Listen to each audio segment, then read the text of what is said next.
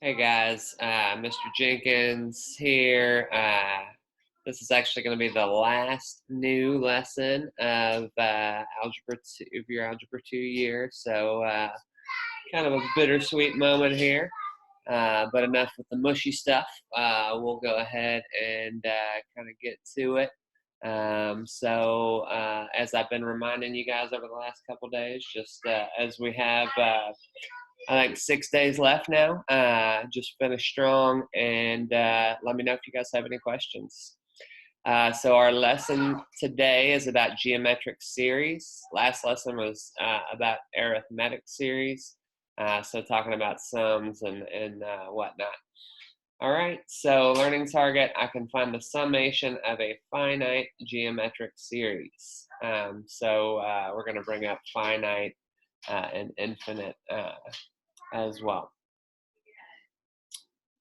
And actually, I should add to that. Really, we are gonna actually find the sums of a certain type of infinite series as well. So, anyways, getting to it. Example 1 here.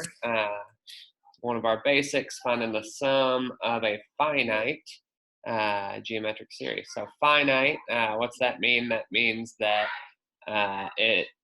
the series comes to an end. So we're finding the sum out to a certain term. So in example A, we're finding the sum of the first 6 terms of the geometric series that starts at -15 and is multiplied by -2 each time. Similar problem in example B. In example C, we're given same kind of problem, but just in a different way. A sub 1 is -6, a sub n is 13, 12, so find the sum of all of them. So this is what we're doing here. These are our 2 versions of the same expression or same equation.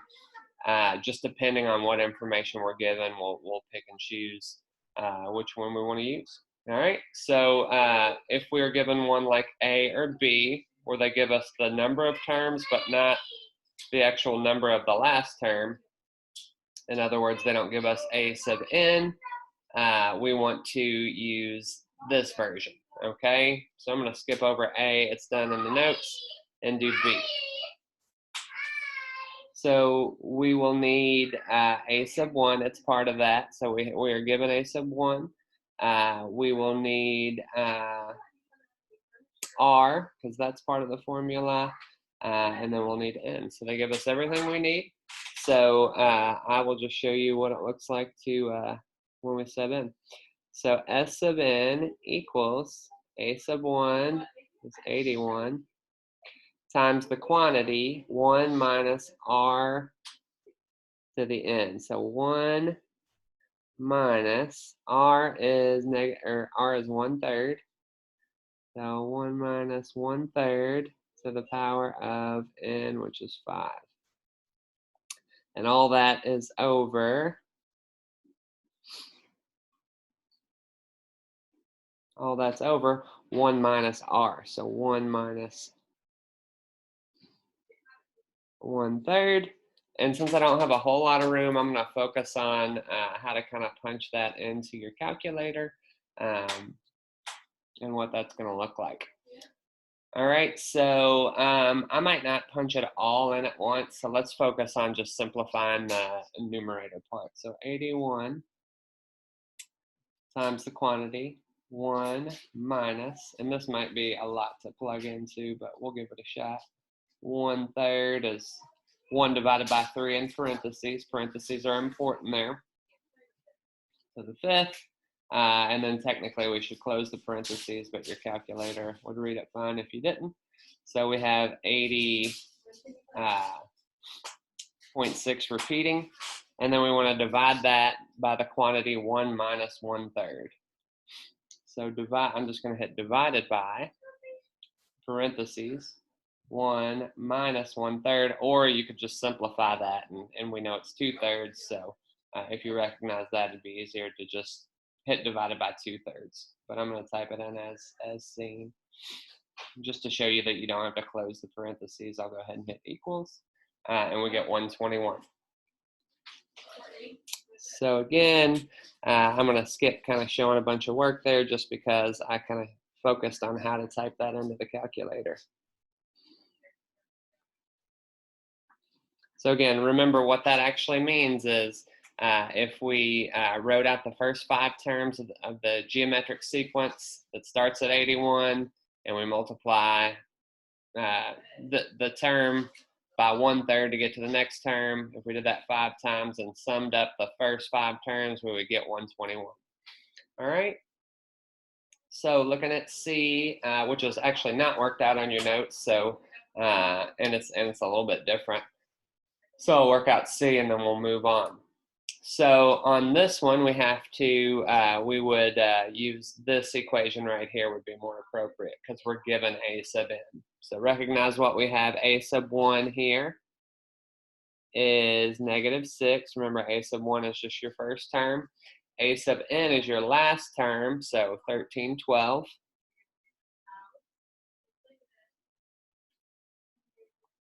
And then what else do we need? We need R, okay? Because there's an R, a couple R's that we have to plug in for.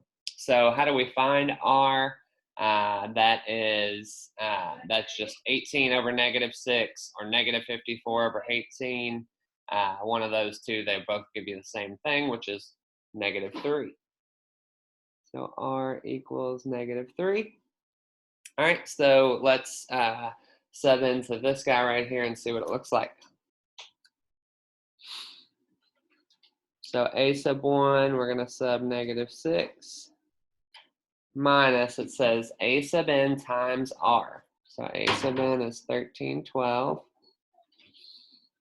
R is -3.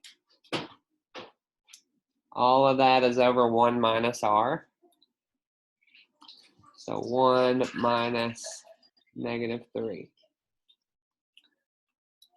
All right, so again, just so we don't punch in too much and miskey something, I'm going to simplify the numerator first and then go on to the denominator. So -6 minus 1312 times -3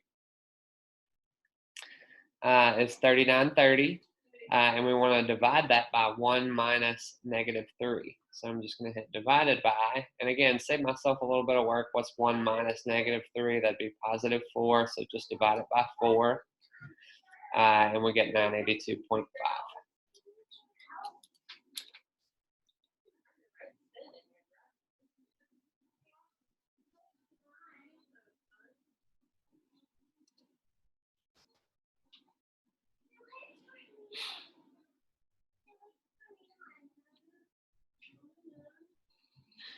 And that's what I got when I worked it out earlier, but now that I see that, I don't know that it entirely makes sense because I don't know where we'd get a 0.5, so maybe I'll get back to you on that if I figure out that that's not the right answer. I think it's 982.5. Anyways, we'll move on, and I may do an addendum to that one because that answer doesn't totally make sense to me, but anyways, now getting into infinite geometric series. So kind of thinking through this one. So what's the sum of this infinite geometric series, right? So obviously S sub 1 is 4 because 4 plus nothing else is 4. S sub 2 is 4 plus 1 is 5. And then it continues to show you and show you and show you, right? And so you kind of see a pattern. You get 4 plus 1 plus a bunch of fractions, right? So S sub n then is going to be 5, right? Plus 1/4 plus 1/16 plus 1/64. And the fractions keep getting smaller and smaller. And they approach 1. If we were looking at this on a graph, our asymptote, or they approach 0. So our asymptote would be the the line 0. So anyways, we can tell that this is going to be 5.6 something, right? It's going to be 5 and change. So we're gonna kind of pay attention to how we can figure out, that sum, and it just involves a formula. So when we're talking about infinite geometric series, there are two cases. Okay, one case is called where it diverges. So that means it goes quickly to infinity or negative infinity. So that is when r is greater than 1 or r is less than negative 1. Now this is the case 2 is where we're going to focus our attention more. And that's where terms diminish rapidly. So that's like the case we just looked at. So if r was in between negative 1 and positive 1, in other words, r is a fraction, it converges, right? So what's r in this last series? Well, what's 1 divided by 4? 0.25 or 1/4. So that's why in this case, r converges, and if the series converges, then we can find the sum. So that gets us to our last type of example. Example 3 says, let's see if I can move me out of the way there. Sorry. The directions say, does the infinite geometric series converge or diverge? If it converges, find the sum. So if it diverges, then we really don't have any way of approximating because it just goes to infinity. So what would the sum be? Infinity. Or if it goes to negative infinity, right? So we can't really approximate that. If it does diverge, then we're going to use this guy right here. Okay, so looking at example A, we have 18 plus negative 9 plus 4.5,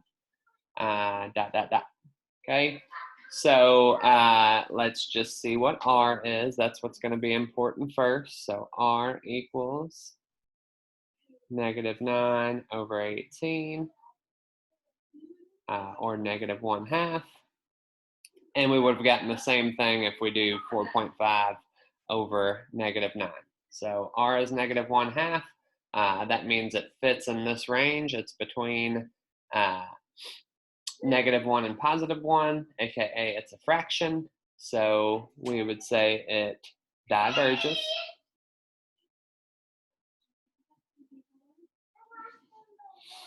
So let's find the sum then, okay? So we're going to use this guy right here. So a sub 1 is 18.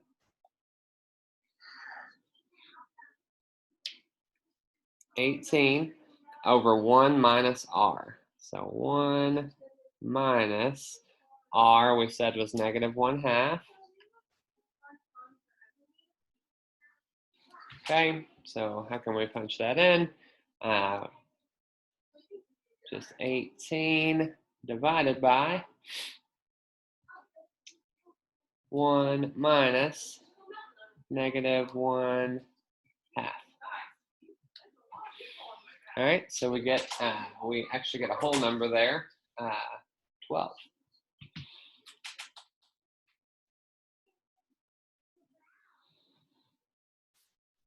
Okay, so if as it goes on and on forever, its sum is 12.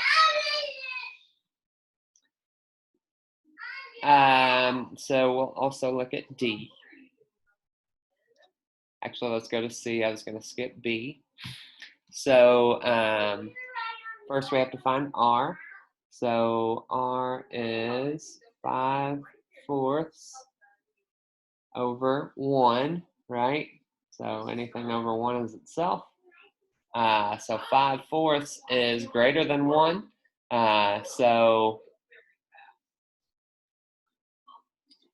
5/4 is greater than 1. And you can see, you can just tell the numbers are getting larger. So it is, am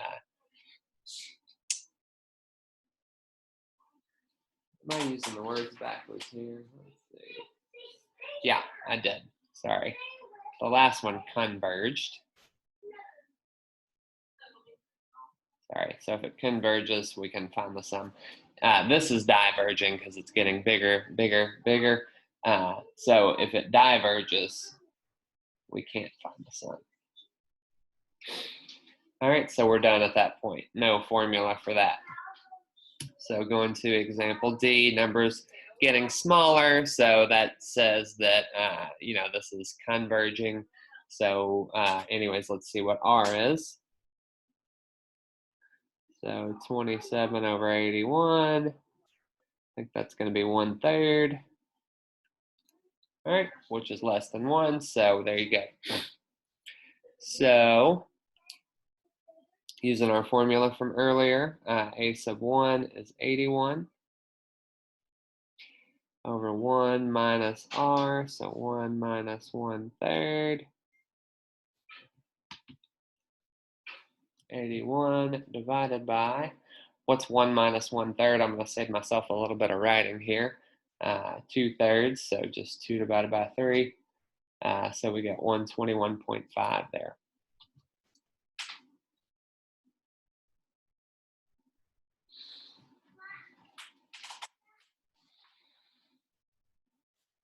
All right, and then let's just do one more. Looking at E, so again, right off the bat, you can tell really that 0.52 is bigger than 0.5, so it is actually diverging, or the last one converged. So, really you can just look at it and tell, but we'll find R just to prove that fact. So 0.52 over 0.5 is 1.04, which is bigger than 1. So it diverges. So the sum is infinitely big, infinitely large. All right, so just wanted to finish just a quick reminder about repeating decimals written as fractions. You may remember this, you may not, but if you get one in your calculator, you can always just use your fraction feature. So if we got like this in our calculator, we can just always go to math and then fraction, and then we change it to 1/3. But if we have it on a piece of paper and we needed to convert, you can't, enter 0.3 repeating in your calculator or like 0.52. So how can I convert that to a fraction? So just show you real quick. So the trick is, and you've learned this before, but the trick is you do place value, which this is the 100, it repeats in the hundredths place, minus 1. So you do here 52 over 100 minus 1. So this is equal to 52 over 99. And just to show you that that works, 52 divided by 99 is 0.52 repeating. And that 3 at the end is just where your calculator runs out of room and rounds. Okay, so that last one, 0.125 repeating would be 125 divided by 1,000 minus 1, so 999. And then you see your 0.125 repeating. All right, so that does it, and that does it for the new lessons for the year. Besides that, I'll be sending out some review material, maybe a practice quiz, and we will finish the year after this lesson with a final quiz, I think on the 20th. So besides that, just look for a Google Meet. If you have questions, feel free to jump on there. If not, just keep working hard, and like I said, finish strong. And as always, I appreciate your hard work, and keep it up, guys. Thanks.